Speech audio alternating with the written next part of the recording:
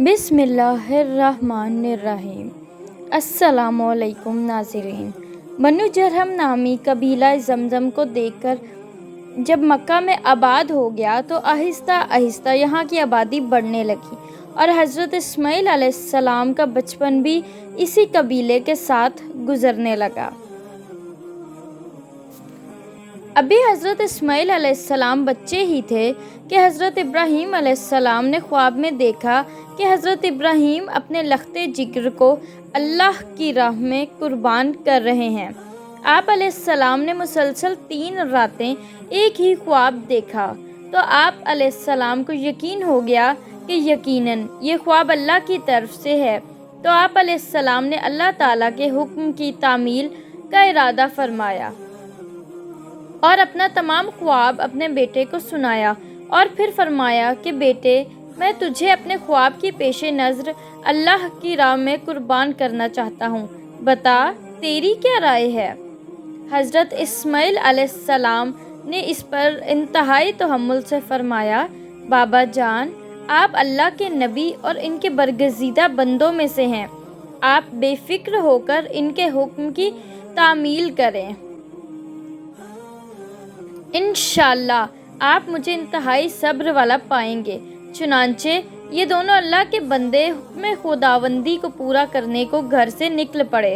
روایات میں آتا ہے کہ ابلیس نے ان کو ناکام بنانے کے لیے کئی حربے آزمائے۔ سب سے پہلے وہ بی بی ہاجرہ رضی اللہ تعالی عنہا کے پاس پہنچا اور انہیں بتایا کہ حضرت ابراہیم علیہ السلام حضرت اسماعیل کو اللہ کی راہ میں قربان کرنے چل پڑے ہیں۔ اس پر بی بی ہاجرہ علیہ السلام نے فرمایا، اسماعیل ہماری اکلوتی اولاد ہے، ابراہیم ایسا نہیں کر سکتے۔ پھر ابلیس نے کہا، وہ اللہ کے حکم کے مطابق کر رہے ہیں۔ اس پر بی بی ہاجرہ علیہ السلام نے فرمایا کہ اگر یہ میرے رب کی رضا ہے تو میں اس پر راضی ہوں۔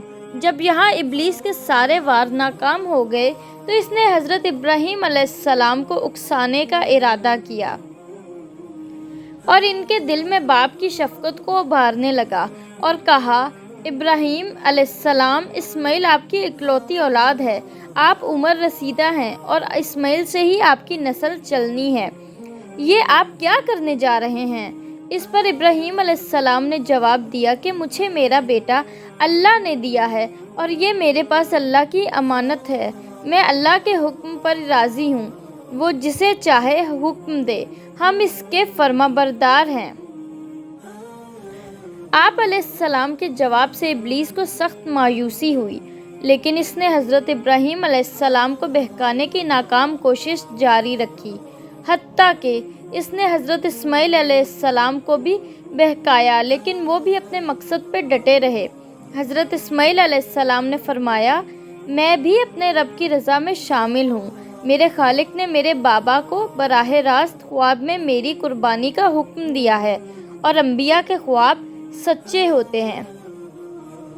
کہا جاتا ہے کہ ابلیس نے 3 مرتبہ انہیں قربان گاہ جانے سے روکنے کی کوشش کی اور تینوں مرتبہ حضرت ابراہیم اور اسماعیل علیہ السلام نے اس پر کنکر برسائے اور اسے کامیاب نہ ہونے دیا۔ یہی وہ سنت ہے جسے ہر سال حجاج کرام دہراتے ہیں اور اس سنت کو رمی کہتے ہیں۔ بالآخر دونوں باپ بیٹا وادی منی میں پہنچے جہاں اسماعیل علیہ السلام کو ذبح کرنا تھا۔ تب کائنات نے وہ منظر دیکھا جو پہلے کبھی نہ دیکھا تھا اور شاید نہ قیامت تک دیکھ پائے گا۔ زمین و آسمان ساکت ہیں، کائنات حیران ہے، فرشتے عجیب و غریب منظر دیکھ رہے ہیں۔ تب ہی اسماعیل علیہ السلام کہتے ہیں کہ ابا جان، آپ میرے دونوں ہاتھ باندھ دیں تاکہ آپ کو چھری چلاتے وقت دقت نہ ہو، اور ابا جان، آپ مجھے منہ کے بل زمین پر لٹائیے گا تاکہ میرا چہرہ زمین کی طرف ہو، آپ کی طرف ہوگا تو کہیں آپ کو مجھ پر رحم نہ آ جائے اور آپ مجھے ذبح نہ کر پائیں۔